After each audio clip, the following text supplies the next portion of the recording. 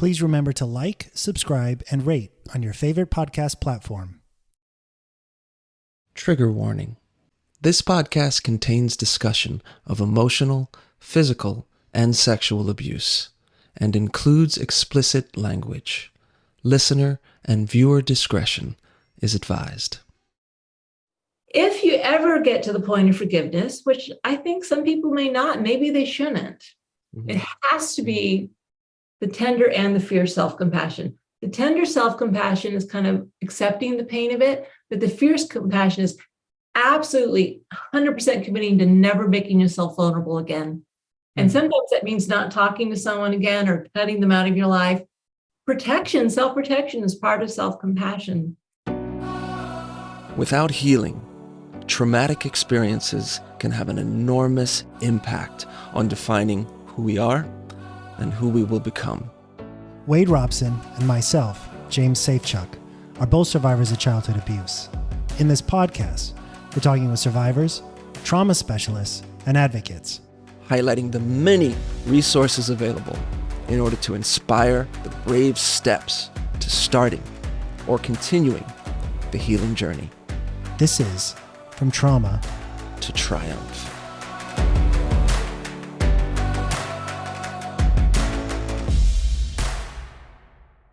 Hello, and welcome to the podcast From Trauma to Triumph, hosted by Wade Robson and myself, James Safechuck. In this episode, we speak with Dr. Kristin Neff. Dr. Neff received her doctorate from the University of California at Berkeley and is currently an associate professor of educational psychology at the University of Texas at Austin. During Kristin's last year of graduate school, she became interested in Buddhism and has been practicing meditation ever since. While doing her postdoctoral work, she decided to conduct research on self-compassion, a central construct in Buddhist psychology and one that had not yet been examined empirically. Kristin is a pioneer in the field of self-compassion research, creating a scale to measure the construct almost 20 years ago. She has been recognized as one of the world's most influential research psychologists.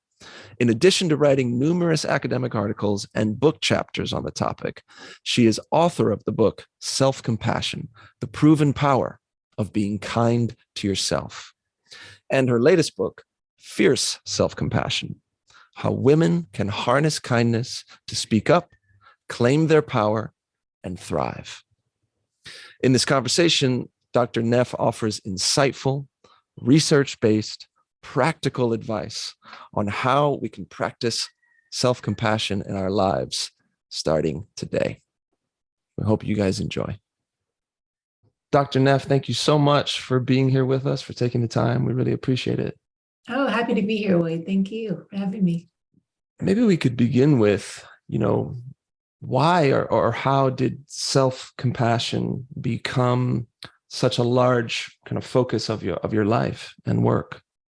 Yeah, well, it is my life's work. I'm very blessed. I feel like I have a calling in life, and this is my calling. But for me, it started from a personal journey. So I discovered self-compassion at a really low point in my life. It was my last year of graduate school, and I was just under so much stress. I had gotten through a divorce. It was a really messy divorce.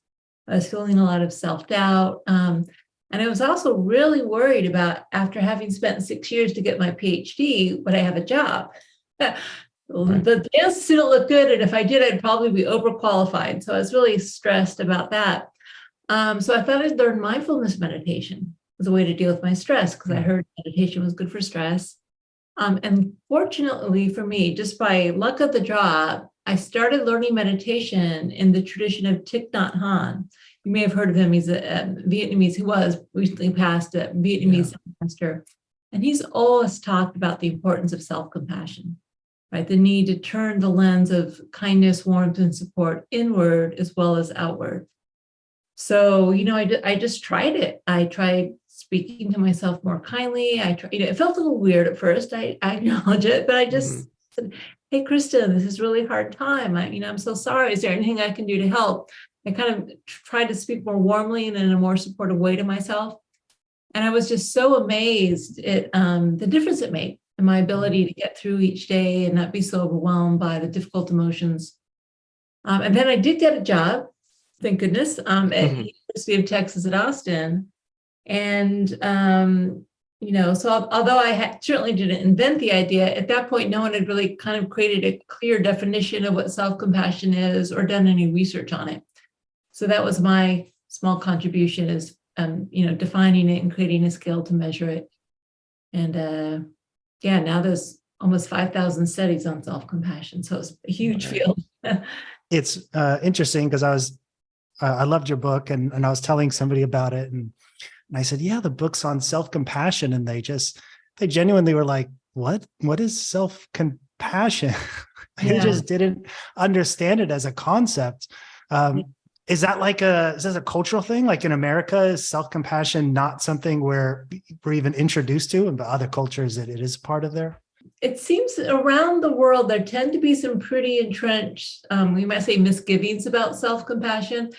So in more Buddhist cultures, like Thailand, for instance, it's a little more accepted and people talk about it more because Buddhism is more, connected to everyday life. But whether you're talking China or Japan or Australia or, Europe or the United States, a lot of people are kind of told to feel suspicious about it. We're taught to be compassionate to others. And in fact, we're taught that we're supposed to put others first. And this is a virtue to put others first. So isn't it selfish to think about yourself, and isn't it going to undermine your motivation, or is it going to make you weak or lazy? We have all these really common myths about it, and they're pretty ubiquitous. I was surprised at that, how firmly entrenched these doubts about self-compassion are. But luckily, the research now says they aren't true, which is really, really convenient because that's not what the data says. When you were younger and you first started this sort of mindfulness practice and this practicing being, speaking more kindly to yourself, did that also kind of heighten your awareness of your current negative self-talk? Oh, yeah. Because for most of us, it just doesn't even operate within our awareness. It's like this little voice. And if we hear that voice, we just think, oh, that's the truth speaking, right? As opposed to thinking this is a conditioned response that I'm choosing at some level, maybe even if it's unconsciously, I'm speaking to myself this way and I don't have to. It's because really what it is some part of us, it's not a rational thought, but some part of us thinks it's going to keep us safe.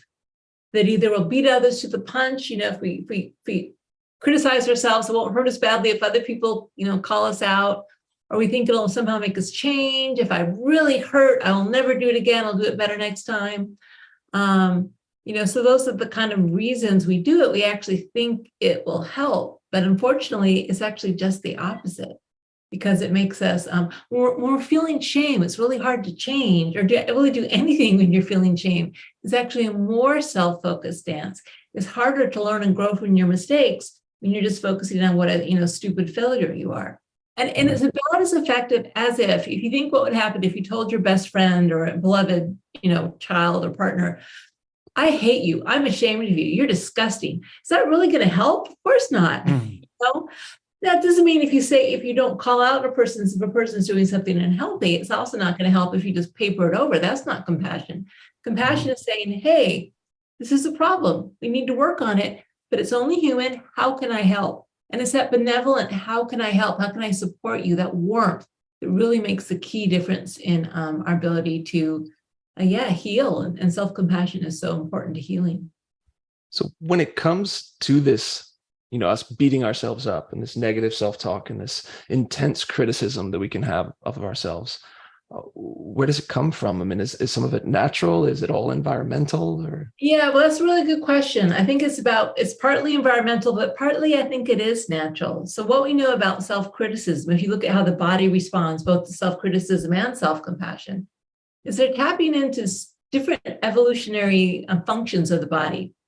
For instance, when we're threatened in some way, when we feel our life is in danger, or there's, a lion chases us, or there's something threatening, we go into fight, flight, or freeze response. We elevate cortisol levels, we there's inflammation, we get ready to, fight, flight, or freeze. Now, when we make a mistake, or we fail at something, or we have a thought, I'm not good enough, we feel threatened. So we fight ourselves, we turn the lens of our fight response inward. If we beat ourselves up, again, maybe somehow we'll be able to control ourselves and not be in danger. or we flee into that sense of shame. We think about it, we kind of isolate ourselves, we hang our heads, separate ourselves metaphorically from others as a way of thinking maybe I'll be safe, my group members won't attack me, or we freeze and get stuck. We ruminate. It's like, okay, if I'm paralyzed, then maybe if I just wait long enough, the problem will go away.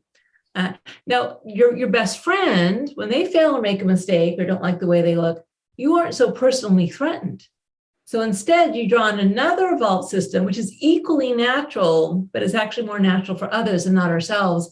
And that's the care system. So as human beings, right, we survive so that those parents who are more nurturing, caring, supportive to their infants were more likely to survive and pass their genes down. And group members who are more supportive and caring toward each other, they were more likely to survive and pass their genes down. But unfortunately, those genes were really designed more to care for others. So we are kind of doing a hack. We're using the system that evolved to care for others, and we're turning that inward to care for ourselves. The good news is the body doesn't really know the difference, right? So in other words, when we give ourselves kindness, again, we reduce our cortisol levels, we increase heart rate variability, all the markers of the activation of the care system come online, just as if someone else was caring for us or we were caring for someone else. So it feels a little unnatural. It's just like, okay, just deal with it. It does it first. But after a while, it becomes second nature. What's interesting is like all the subtle reasons why you beat yourself up, you're self-critical. I think one of the examples was like, if you catch yourself, you can feel superior to yourself in some way, like, oh, I got you. I'm better than you, but it's you talking to yourself. Yes, and it's like, right. So it's parts of ourselves. When we do have a lot of parts, right? So the self-critical part is like, I know right from wrong, and you may be stupid, but I know you're stupid. It's almost like we identify with the part of ourselves that dislikes herself as a way of, we're kind of crazy. Yeah. And so there's many systems of therapy, like something called internal family systems therapy, for instance, in which you identify the different parts of yourself and you understand how they're all working together. Every part in its own way is trying to help. That's the thing. We don't want to beat ourselves up for beating ourselves up, because part of us thinks we're helping. Right. We wouldn't do it if part of us didn't think it was useful in some way. So we just have to understand what the motive is, and the motive is to help, and then learn to help in a more effective way, which is through kindness, warmth, maybe constructive criticism, but constructive as opposed to harsh self-criticism.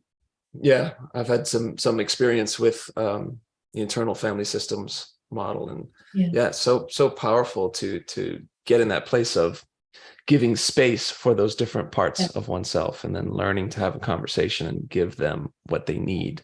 Yeah, that's right. And it's not like some parts are good and some parts are bad. They're all trying to help in the way they do. They may not have all the information, or they may be patterns that got entrenched in childhood, or they don't have the bigger view. And that's why, with self-compassion, it kind of is the bigger view. It's kind of saying, all right, I care about myself. Can I embrace all my different parts in a way that's going to lead to, happiness and peace and well-being? So in learning about this, and learning to practice ways of, whether it be through meditation techniques, and then also just talking to ourselves in kinder ways, becoming more compassionate about oneself. How does, if it does, relate to one's self-esteem? They are related, because in the sense that they're both types of self-worth, but they're also very different in that self-compassion is an unconditional source of self-worth. In other words, the idea with self-compassion is every single human being, but when you come out of the womb, you're worthy of compassion. It's not like you have to get a graduate degree to be worthy of compassion. And of course, we feel that naturally, right? A newborn infant, we just naturally want to help that newborn infant. So it's like compassion is a human right. Everyone deserves some kindness, some warmth, some benevolence. Self-esteem is a type of self-worth, but it's much more contingent. In other words, it's a judgment or evaluation. For most people, it's not unconditional, it's very conditional. First of all, it's dependent on being special and above average, right? If I said to you guys, yeah, this podcast, it's average, you'd be like, part of you, oh, if you said, Right. Kristin, your book, it's average, I'd be like, oh, okay. It's not okay to be average. You just Right. have self-esteem, you have to be above average, which first of all is logically impossible, which is a problem. Right. So what it does is it sets up this constant social comparison. So does Brene Brown have her own Netflix special? Well, I don't. What does that say about me? Or how many Instagram followers people have? Or all these markers we have to compare ourselves to others, which sets up a sense of separation. And feelings of separation hurt. So it's almost like by trying to feel good about ourselves, we're harming ourselves by making us feel more isolated and separate from others.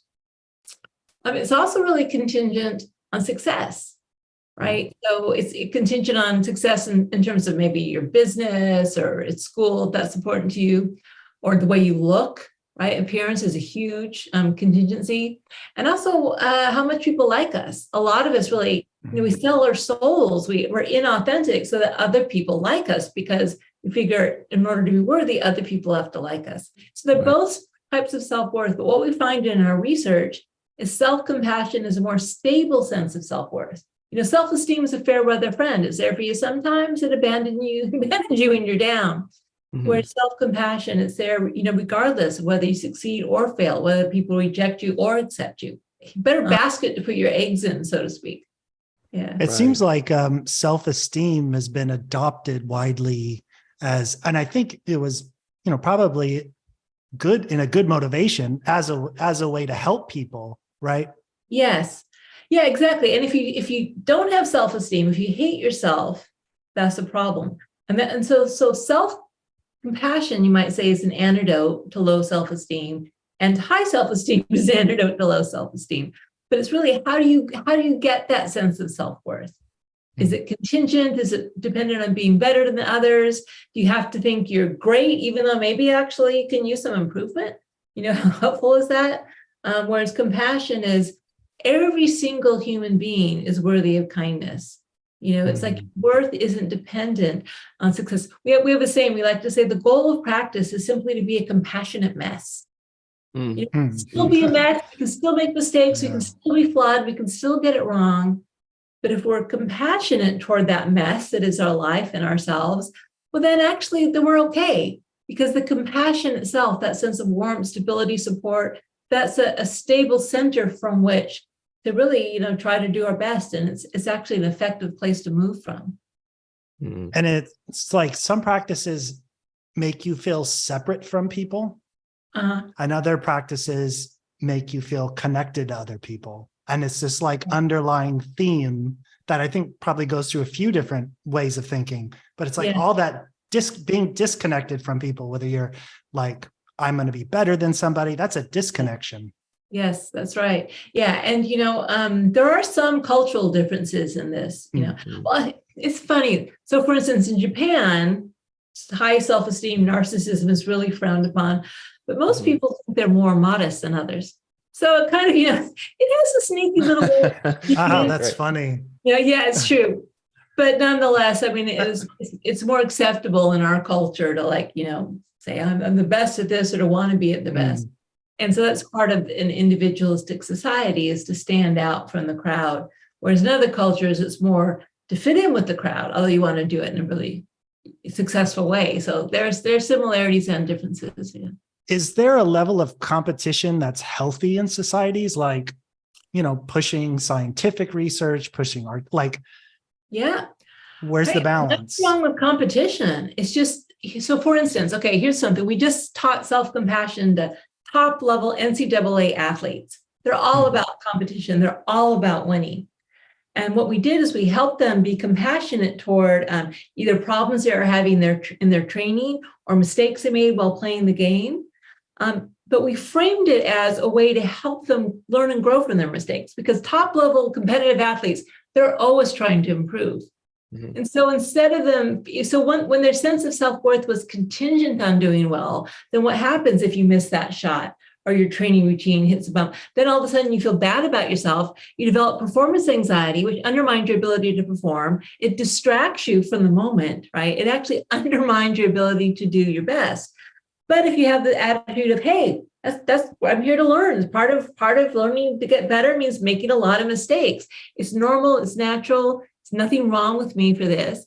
And how can I be supportive toward myself? We use the metaphor, instead of a really good friend, of a really good, ideally supportive coach who told you exactly where you needed to improve, but coming from a place of caring about you as opposed to thinking, you're crap.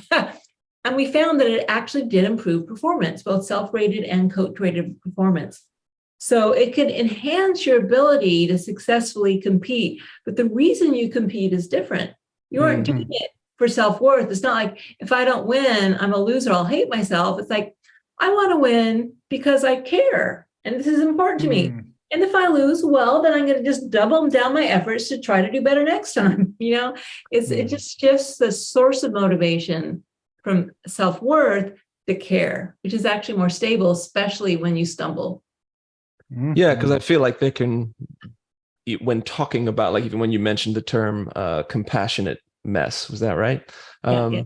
There can be a fear that comes up with that from, does that mean that I'm just gonna, everything's okay, I can mess up at anything and I don't ever want to improve and I don't get better? Yeah, so it's a little tricky. So actually, lately I've been talking about the two different types of self-compassion. There's tender self-compassion and there's fierce self-compassion. So tender self-compassion is about acceptance. Even if I mess up, I'm still an acceptable person, right? My worth isn't contingent on getting it right. Right. But fierce so although we want to accept ourselves as people, we don't necessarily want to accept all our behaviors, especially if they're harmful, but if they aren't making us happy. And we certainly don't want to accept all our situations if those situations are harmful. Sometimes we need to make changes, or we need to change a situation or a relationship, or we need to draw boundaries, or there's a lot of actions we need to take in the world to alleviate our suffering as well. So compassion is the alleviation of suffering. So that's done through acceptance, but also through change. And it's kind of, usually the acceptance is more about ourself as a person or our emotions. Our emotions are here. Okay, we don't really have a lot of choice except to accept them and try to heal them. But we can have a lot more say in our behaviors and the situations we're in. And that's where we've got the action-oriented, what I call fierce self-compassion. So we need both. It's like yin and yang. If you have too much action, change, improvement with no acceptance, you can just be striving, or you might even become aggressive toward yourself or others. But if you're too accepting about and not making any needed changes, well, then you'll be complacent. So you really need both. And they do help each other.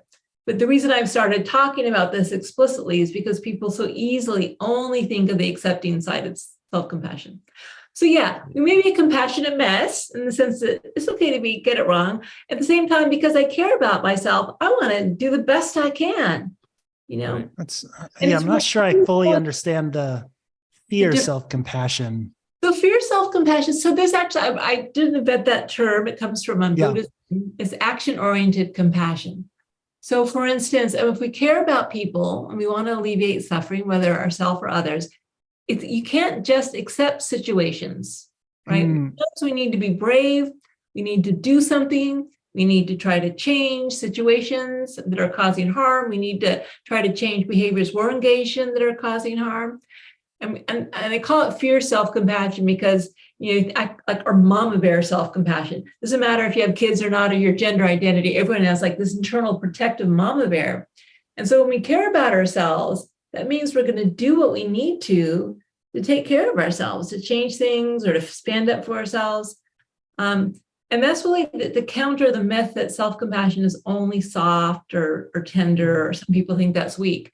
Actually, it's just the opposite, right? So care about yourself. You're going to be brave. Think of a compassionate parent, an ideally compassionate parent. And not all of us had the ideally compassionate parent, but fully accepts their child as they are, but also wants them to go to school and have a good career, might push them when needed, to make a change, doesn't let them get away with everything. That's not compassionate. That's indulgent. That's not caring. That's harmful. Right. So you can have compassion and take action to improve. And set boundaries and all of that. Set boundaries, protect yourself, make changes, learn from your mistakes, and then they feed each other, because ironically, when you're shaming yourself, it's very hard to take effective action to change things for the better. But when it's okay, I made a mistake. That's only human. Then you can switch your energy from like self-flagellation to, okay, what can I learn and grow? And the emotional mindset you're in is actually a lot more effective for making those needed changes. I'm thinking of a situation where like you have wronged somebody and accepting that you did that comes with a lot of shame and possibly beating yourself up. So you almost don't admit to the wrongness you did, and then you don't take actions that change it. You don't heal relationships. You don't. Yeah. So whatever you need to do. It's the exact opposite, right? So that self-esteem sometimes does that. I don't want to admit that I did something wrong because I'm going to hate myself. My self-esteem will be lower, so I'm not going to face it. The research shows that self-compassionate people are more able to take personal responsibility because it's safe to do so. Mm-hmm. So we know that the bottom line is, it's like a parent. A kid's more likely to tell their parent the truth about something they did if they know their parent's going to love them anyway. It's the kids who are afraid that my parent's going to hate me that are going to be less likely to be honest. Same thing with ourselves. So that sense of safety, that even if I admit, wow, I really messed up, that means I'm more able to admit it. So self-compassionate people are more likely to take personal responsibility, apologize, and try to repair any harm done. It actually gives you the strength and the sense of bottom line acceptance that's needed for change. Otherwise, you just don't even want to face it. I'll just want to say, one of the big findings of the research is that self-compassion leads to more authenticity. This unconditional self-acceptance gives you authenticity, which then can be parlayed into taking action and making change. I'm really good at apologizing. I still step out of line, unfortunately, but I'm really good at apologizing. And my self-compassion practice has given me that. The two alternatives, or at least two of the alternatives to the self-compassion action, yes, if it's the self-esteem kind of inflated, false self-esteem that, as you mentioned, like would make you just avoid and say, no, it wasn't my fault, right? Yes. Or I don't want to take responsibility for the thing. And then the other side of that would be dipping so deeply into shame, right? Because I've wronged somebody. And then I'm so, like you said, you can be so kind of incapacitated by that shame. Then you can't take any action. You're too afraid to take any action on that because you're the worst person in the world, you think. It's also a very kind of self-focused stance, isn't it? Right. If I'm just flooded with shame, I'm not really thinking about the harm done to the other person. But remember, so that's why we need to know the fear of self-compassion, because it sees clearly.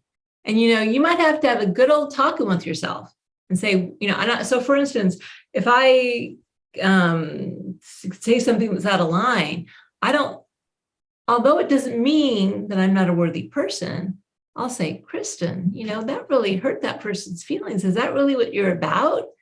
That's not okay. That's not cool, right? But so it's focused on the behavior, not the person. That's the big difference. The behavior, you can more clearly see that behavior was totally out of line.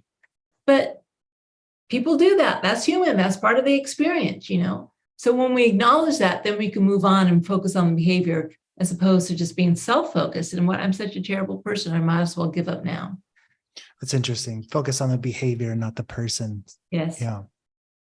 Yeah, I mean, that's so huge to separate self-compassion from performance, right? That it's not that contingent piece, that it's not contingent upon that. Your worth isn't contingent on your performance, but doesn't mean you don't want to still be the best, because if that's important to you and you care about yourself, just like any parent, hopefully any parent wants their child to reach their full potential and will do anything to support them to get to that goal. But doesn't say, unless you do, then I'm not going to love you as much. I mean, that's not very useful. Sad, because parents do that. And we know that's not very helpful. That's why the kids end up spending years in therapy. I think of myself as a recovering perfectionist. Okay.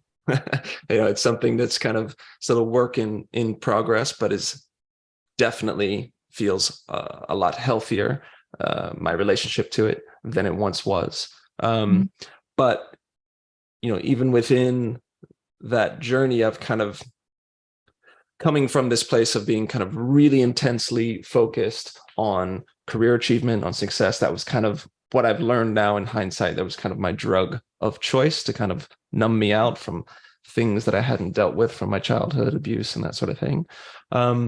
But, using perfectionism in that sense to just give me this kind of fierce drive that never, ever stopped. That built me to a breaking point, right? Where I just collapsed essentially emotionally.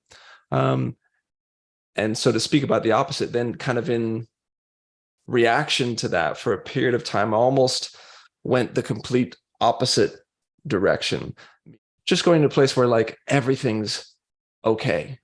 Right. What I mean? Like I don't have to try too hard at anything. And I almost like in hindsight, I think had to be in that place for a period of time to kind of lick my wounds and recover to a degree. And now it's about kind of trying to find that healthy, to use a Brené Brown term, that healthy striving place. Right. Which comes not from a place of lack or inadequacy, but a place of fullness. Right. You're doing it because you want to, because you're interested, because it's going to help yourself or others, as opposed to you need to, otherwise you aren't worthy. It's actually much more balanced and full emotional place from which to achieve. Right. And, perfectionism, kind of in relation to how we were talking about self-criticism, as far as like self-criticism having some sort of natural origins. Yes. What about that when it comes to perfectionism? Does it have any sort of natural origin, or is that? Yeah. And also, there's nothing wrong with perfectionism if you want to have your behavior or your work be perfect, right? I can be perfectionistic. It just my worth doesn't depend on it. So your standards, I mean, again, think of these NCAA athletes I work with. They were perfectionists. They wanted to be fit. But when they fell a little short, it's like, doesn't mean that they're a terrible person or they're less worthy. That's the thing, is just separating out your goals, your standards, maybe even, other people's perfectionistic. But the reason you're trying to reach those standards isn't because of your self-worth. It's just because you care. You're an artist, or you're an athlete, and you just want to be the very best you can be. So for some people, that perfectionism does, especially when it's linked to self-worth. Like I need to be perfect because if I'm flawed, then somehow I'm a less worthy person. Yeah, often that comes from maybe in your childhood, you had someone where the only worth you got was when you got it right. Then that's going to put the fear of daylights into you. And of course, you're going to want to not ever mess up or get it wrong or be less than perfect, because your very life feels like it may depend on it. Is there a way to reframe? I'm going to use the word failure, but like when you come up short, is there a way to reframe it so that you continue to aspire for perfection? Absolutely. Like think Yoda. I mean, it's not this is nothing new, right? Failure is our best teacher. It's a truism. Any business school will tell you we learn from our failures, that this is how human beings learn. It's not the only way, but it's the primary way we learn. And no one would disagree with that. And yet when we fail, we think like we shouldn't have failed, which doesn't make sense. Right. So yeah, we fail, we learn, we try, we figure out, okay, what didn't work? Let me try it again. So yeah.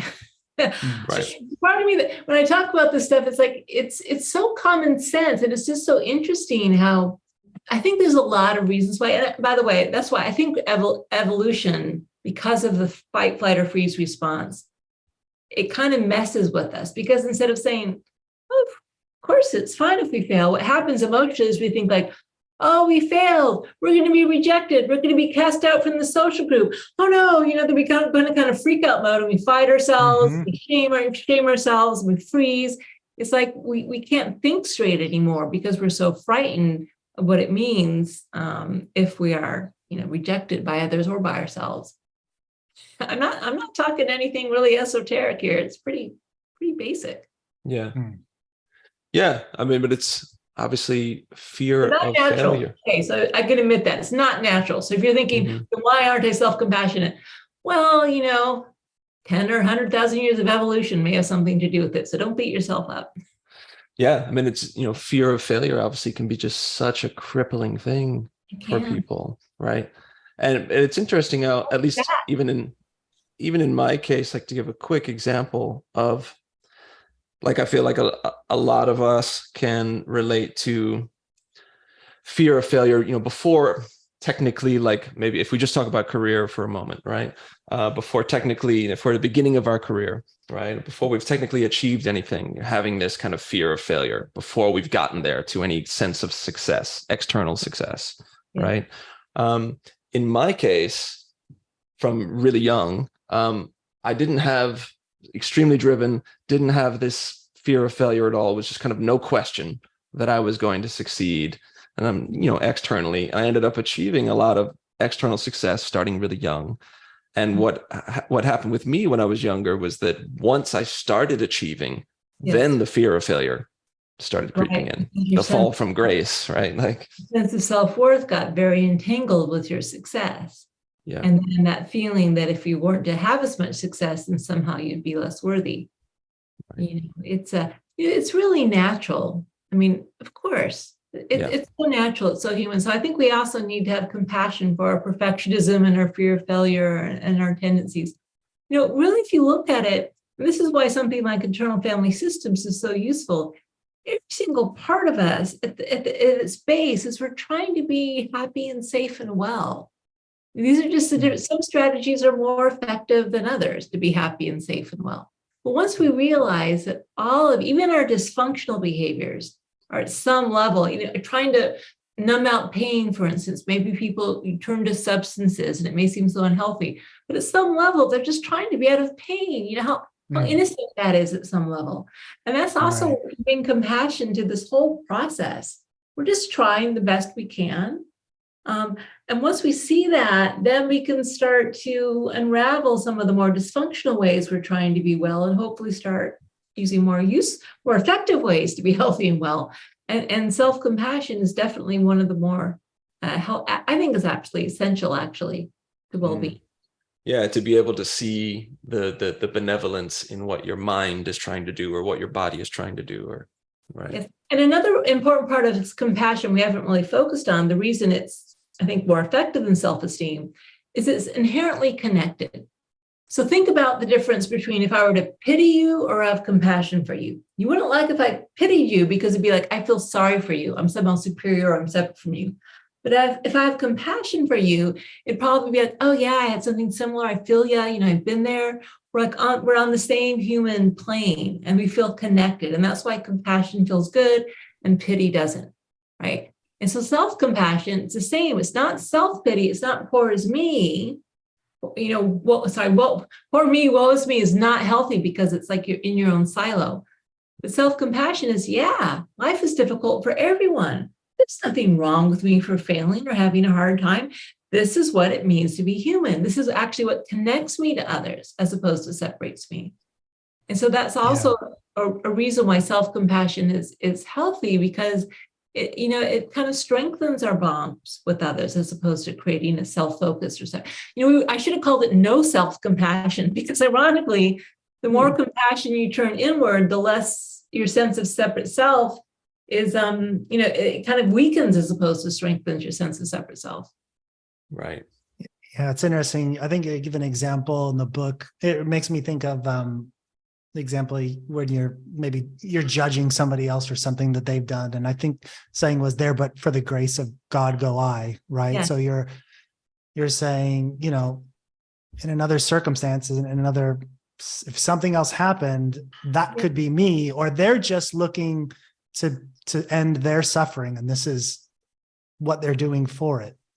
Right. And so this is another way. So compassion, at least in the Buddhist tradition, but I think in many traditions, it's actually a wisdom practice, because whether it's applied to others or ourselves, it's seeing the complexity of things. Again, normally we think we should be in control. We should be able to get it right. If we do get it right or wrong, it means something about us. It actually doesn't work that way. We have a little say, we can do some effort, but it's not up to us. There's so many circumstances, our history, our culture, luck, what's happening, even our genes. We didn't choose our genes. We didn't choose our parents. So many complex factors come together in any one moment to determine what's going to happen.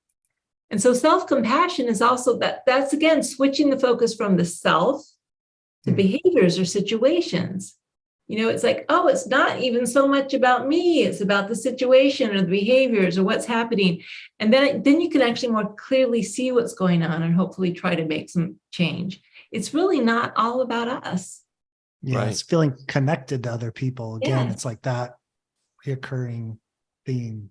Yes, that's right. Which is really one of the, I call it common humanity in my model, self-compassion. We have kindness, we have a sense of common humanity, and also mindfulness. We haven't talked much about that, but mindfulness is really the ability to see clearly. In other words, to acknowledge pain, even if the pain's like, that's so painful that I made a mistake and I hurt someone. Ouch, I'd rather not look at it. With mindfulness, I can see it, I can turn toward it. And then once I can see it and turn toward it, then I can start to heal from it through compassion and connectedness. Right. Yeah. So the actual experience of authentic self-compassion Yes. is opposite to what some people may fear, that it's going to become too self-focused. Yes. Right. Yeah, exactly. It's less self-focused. It's a more motivating. It makes you stronger, not weaker. It makes you be healthy as opposed to being self-indulgent. Yeah. As far as the way we talk to ourselves, the way we're able to see ourselves in relation to others. I mean, I'm a father. James and I are both parents as well. And my relationship with my son has been one of the greatest, for all reasons, but greatest teaching tools for me in relation to when I'm beating myself up, when I'm shaming myself. It's so opposite when I can think about my son being in the circumstance, having done what I think I did, and how I would authentically feel towards him, and what I would say to him is just often so opposite from how I'm feeling towards myself and what I would say to myself. But then I can practice that on myself. Right. And you can also, what you can do with your son is you can practice self-compassion in front of him, because one of the ways we learn self-compassion is through modeling. So if you're in front of your son and, you drop a glass, you say, oh, you're an idiot, your son will get the message, oh, that's the way to be. And if you can model, it's okay to make mistakes. If you don't leave it there, you also say, well, what can I learn from this? How can I do it better next time? And then, our kids get the message that that's a healthy way to be. In our society, there can be such a focus on, or emphasis on, forgiveness in relation to healing, and James and I both being survivors of abuse, and that being a focus of this podcast. That can be such a point that's talked about, like, in order to heal, you have to forgive. And so no judgment on that either way, just kind of bringing that up, and just curious about, has forgiveness been a part of your journey at all, and your thoughts about that? I wouldn't totally agree that in order to heal, you have to first forgive. I think forgiveness is a long road. It may be a road the end of which never reached for some people. There may be some circumstances where it's not even appropriate. So we should define our terms. If you think of forgiveness as like letting go of any sort of resentment or feelings of bitterness, and kind of, or reestablishing relations with someone, I think that really just depends on the circumstance. I would say self-compassion, and perhaps also some compassion for others. It's different than forgiveness. So what compassion is feeling the pain. Forgiveness is kind of just like letting go of what happened. So we need to feel the pain, especially in terms of self-forgiveness. You don't want to like do a bypass and say, oh, I don't want to feel the pain of the hurt I caused, so I'm just going to forgive myself so I don't have to face it. You have to have compassion to hold the pain that you've caused others, and you have to have self-compassion to hold the pain that others have caused you. It's natural that people want to avoid their pain, but unfortunately, if you forgive someone because you just don't want to feel the incredible pain of what they caused you, that's like a little bypass. And from my point of view, it's not going to go that deep or be that effective. Yeah. So I think the first step is, even well before compassion for others, first step is, if you've been a victim of trauma, first step absolutely is self-compassion. But even then, sometimes if you've been really traumatized, maybe you had to close down your heart just to survive. Right. And so maybe the first step is, having self-compassion for the fact that you can't have self-compassion because you've been so traumatized. Yeah. Go as slow as you need to go, because there is some natural protective mechanism for numbing ourselves out or forgetting things, and so yes, it is true that for healing, it helps to open and work with it in a compassionate way, but you've got to do it in a way that's compassionate, so not too fast, in a way that's kind to yourself. And then you absolutely need self-compassion in order to hold the pain, again, at your own pace. If you ever get to the point of forgiveness, which I think some people may not, maybe they shouldn't, it has to be the tender and the fierce self-compassion. The tender self-compassion is kind of accepting the pain of it, but the fierce compassion is absolutely 100% committing to never making yourself vulnerable again. And sometimes that means not talking to someone again or cutting them out of your life. Protection, self-protection is part of self-compassion. So all this has to be worked with. So I am worthy of protecting myself, something like that. And sometimes the most self-compassionate thing to do, it might be, I'm sorry, I'm not going to have any more contact with you. This point in my life or forever, I don't know. So in other words, in order to deal with the pain, you don't want to use forgiveness of someone else, especially if it puts you in risk emotionally or any sort of other way to deal with the pain.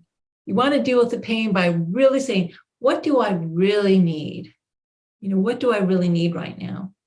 And by the way, just remember, sometimes if you're someone's experienced trauma, sometimes what you need is not to feel very deeply. Go take little baby steps of self-compassion, because maybe my numbness is kind of useful, serving me right now. You don't want to be there forever, but you want to respect our natural protective instincts that occur for a reason.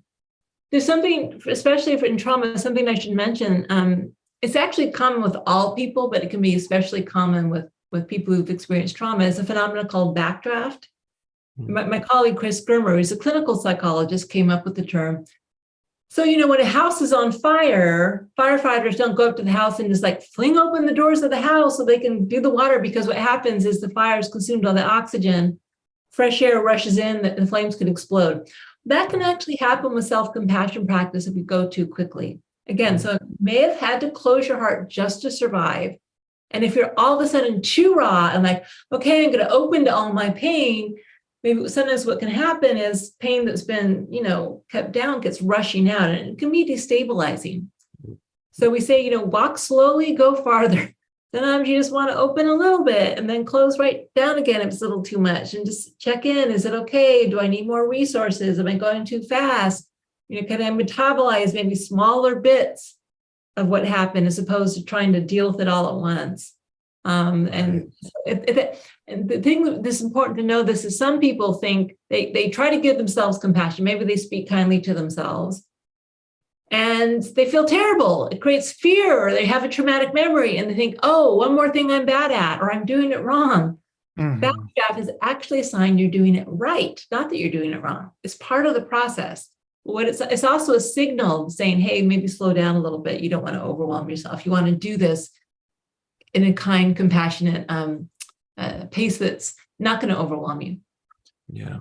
Some people have, especially people who've been through traumas, childhood trauma, they have so much self-hate, and it's so rooted for many reasons that being compassionate to yourself just seems impossible, or how do you take, for somebody who's so blocked off from giving any kind of self-compassion to themselves, what steps can they take? Yeah. Well, so that's why for some people, it really is very useful to work with a therapist, obviously, especially a therapist who's trained in self-compassion, because it can be again, frightening, right? It can evoke memories. It can, one thing to do is kind of just to start with having compassion for the fact that you can't feel self-compassion, right? What would you think if a friend said to you, my child was so horrible, I hate myself? You probably, you know what I mean? There could be that natural kind of being touched by it. So even just start at the outer edge of your block, just feeling the discomfort of feeling numb, or the discomfort of not being able to give yourself compassion, and see if you can open a little bit to that, be a little kind to yourself, because that's hard. So, Right. And of course, a therapist might have ways of thinking of giving compassion to your younger self. Maybe now you don't think, was it when you were 3 days old, were you worthy of compassion? Okay, well, it's there, that type of thing. There are different ways you can work with different aspects of yourself that feel more comfortable, different ages. One of the really good news features of the research is that self-compassion is very helpful for healing from childhood trauma. Again, it often does need professional help because of all the backdraft, but people can actually learn to have compassion for the wounds of the past and start developing, they call it secure attachment, which if you're traumatized as a child, you don't feel worthy because your parents didn't make you feel worthy. You can actually learn as an adult to feel worthy through the practice of self-compassion. It's kind of a way of reparenting yourself. If your parents didn't give you what you needed or would actually actively harmed you, you can learn to give yourself what you need and to actively help yourself. It takes time, but you actually can start to be the parent that maybe you weren't fortunate enough to have as a child. Yeah. Along those lines, are there any simple practices that you feel would be safe for someone outside of a therapeutic situation that you would recommend for compassion building? Yes. So again, in terms of safety, you always want to say, is this safe for me? Because people are going to be really different. So one thing that actually can work, that kind of works with the physiology, is physical touch, right? So finding some sort of physical touch that feels supportive and soothing. So a more intense one may be something like putting your hands over your heart. So we tell people, try that out. How does that feel? Some people like it. Some people, it makes me feel a little vulnerable. So maybe like a fist of strength and like self-protection with your hand over your heart. Maybe that's too much. Well, maybe just holding your hand. Maybe that's too much. Maybe petting your cat, right? So really exploring physical touch. The reason physical touch is useful because it actually works through the nervous system. It deactivates sympathetic response, activates parasympathetic response. So that's one thing to do. Again, we have something called the self-compassion break, which is calling in the 3 components of self-compassion. In other words, just being mindful of the fact that this is hard, reminding yourself that you aren't alone. That's just the wisdom. It's not just me. And then some words of kindness, again, the type of word you might say to a friend. Another thing that can be good to do, especially if you're experiencing a lot of backdraft, is just simply grounding your feet into the earth. It seems like sometimes they say take a breath. If you're feeling really traumatized, or if you're having like a kind of visceral reaction, sometimes it's hard to focus on your breath, and you try to hold your breath. It can actually not be that helpful. Just feeling your feet on the floor, kind of letting the earth and feeling your connection to earth and the support of the earth by that point of contact between your feet and the floor, that can be helpful. We've developed a lot of different practices in a program called the Mindful Self-Compassion Program with my colleague Chris Germer. It's like 40 different practices and exercises. I have a lot on my website as well. So it's really a matter of finding out what works for you, because people can't really generalize. Everyone's completely different. And where are the best places for people to find those practices that you were talking about that you guys developed? So probably the easiest place to start is my website, because it's free. It's there. You just Google self-compassion, you'll find it. And I've got little guided meditations or little practices. We also have a workbook of the Mindful Self-Compassion Program. You can find it on or wherever. And if you're interested, you actually can take self-compassion training online. Program. We also have self-compassion for psychotherapists, maybe who work with people with trauma, who want to learn how to apply this in psychotherapy. That training is available. And I know it's not out yet, but we have clinical psychologists, who are working on adapting a version of the self-compassion program specifically for people with trauma to make sure it's safe. The program itself is very trauma informed. It was developed by clinical psychologists. It's safe for people who've had trauma, but it can be helpful when that's kind of front loaded, how you use self-compassion for trauma. And people are working on that now. It's not quite available yet. What is your website? It's selfcompassion.org. So I started like 20 years ago. So Google self-compassion, I come up, the algorithms, whatever. I'm number one that pops up. So if you remember how to spell it, type in self-compassion and you'll find me. I also have lots of research if people are interested in research, and you can also take your own self-compassion level on my site if that interests you. Like a little quiz sort of thing? Yeah, it's self-compassion scale I developed. So I think it's a nice place to start.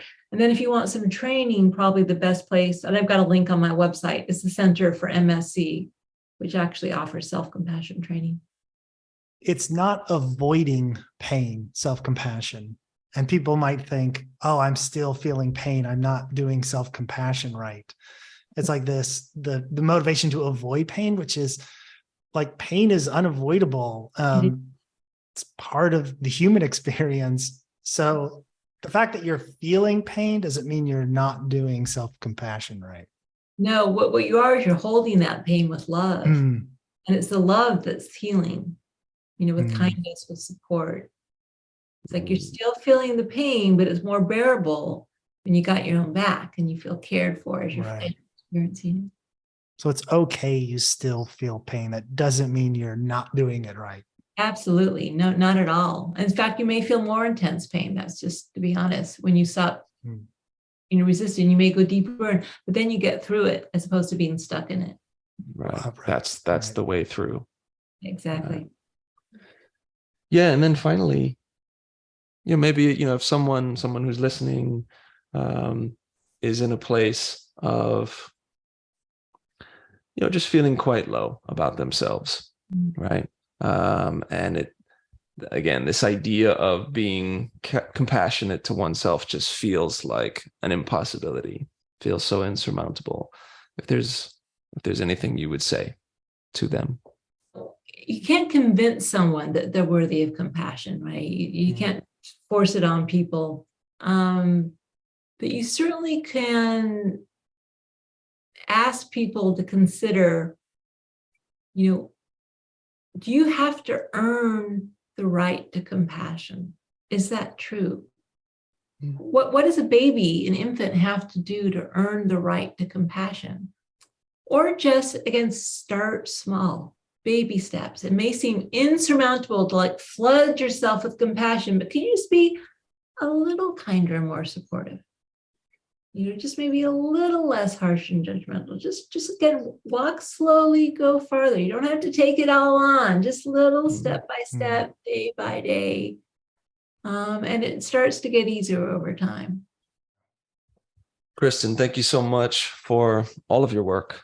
It's such a service, and for taking this time with us today. It's been fun. Thanks. Thank you so much. It was a pleasure. Same here. This is From Trauma to Triumph.